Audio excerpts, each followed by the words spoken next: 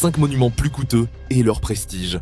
Masjid al-Haram, la Mecque, Arabie Saoudite, coût estimé 100 milliards de dollars.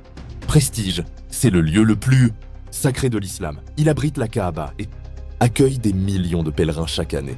Fonction, lieu de culte, de pèlerinage et centre spirituel mondialement reconnu. The Clock Towers, Abraj al-Bayt Towers, la Mecque, Arabie Saoudite. Coût estimé 15 milliards de dollars. Prestige, l'ensemble impressionne par sa taille. Tour centrale de 601 mètres, l'énorme horloge visible à des kilomètres. Et son rôle pour accueillir des pèlerins proches de la mosquée sacrée. Fonction, hôtel de luxe, hébergement pour pèlerins, bâtiments multi-usages, résidences, commerces, etc. Burj Khalifa, Dubaï, Émirats Arabes Unis, coût estimé 1,5 à 1,9 milliards de dollars selon les sources.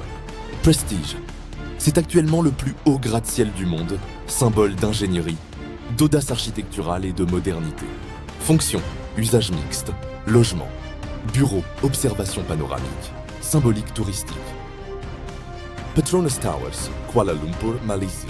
Coût estimé 1,16 milliard de dollars. Prestige, tour jumelle emblématique d'Asie du Sud-Est. Elle représentait un exploit technique et symbolise la modernisation de la Malaisie. Fonction, gratte-ciel de bureaux et commerce. Actif dans le développement économique de la ville. Empire State Building, New York, États-Unis. Coût estimé, ajusté à aujourd'hui, 680 millions de dollars. Prestige, icône de New York et de l'architecture Art déco. Longtemps le plus haut bâtiment du monde. Fonction, bureau, observation touristique, symbole de la. Les coûts varient beaucoup selon la méthode de calcul. Monnaie d'époque, inflation, rénovation, agrandissement. Les chiffres sont estimations. Certains classements mélangent bâtiments contemporains gratte-ciel, mosquées modernes avec des monuments historiques, ce qui rend la notion de monuments les plus chers assez subjective selon le critère coût initial, coût actuel, coût de reconstruction, valeur patrimoniale. 5 monuments plus coûteux et leur prestige. Pour moi, lorsque tu prends des légendes comme des Bill Gates, toutes les autres personnes que je peux te citer, ils sont devenus ce qu'ils sont parce qu'ils ont suivi leur passion. Ils avaient des difficultés, mais parce que c'était quelque chose qui créait leur passion, ils étaient là. Peu importe les difficultés, peu importe les obstacles, au contraire, les obstacles étaient devenus des motivations pour les aider à mieux faire les choses. Alors pour mieux faire les choses, c'est le fait de suivre quelque chose qui crée ta passion. Parce que quelque chose qui crée ma passion, peu importe les difficultés, je serai là. Peu importe les années, je serai là. Je vous donne l'exemple simple. Par exemple, moi, je suis un créateur de contenu sur YouTube. Voilà, j'ai fait 3 ans. 3 ans sur YouTube sans percer.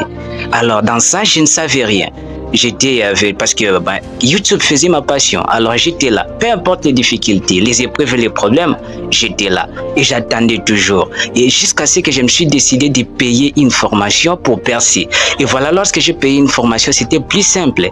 Mais regardez, 3 ans sans rien faire. Sans rien faire. Donc, je faisais que 4 vies, 5 vies, 10 vies. Mais j'étais là, malgré parce que je savais que YouTube était quelque chose qui créait ma passion. Donc, c'est-à-dire, tout le monde doit chercher à faire quelque chose qui crée sa passion. Alors, pour mieux comprendre ça, il faut demander à Dieu.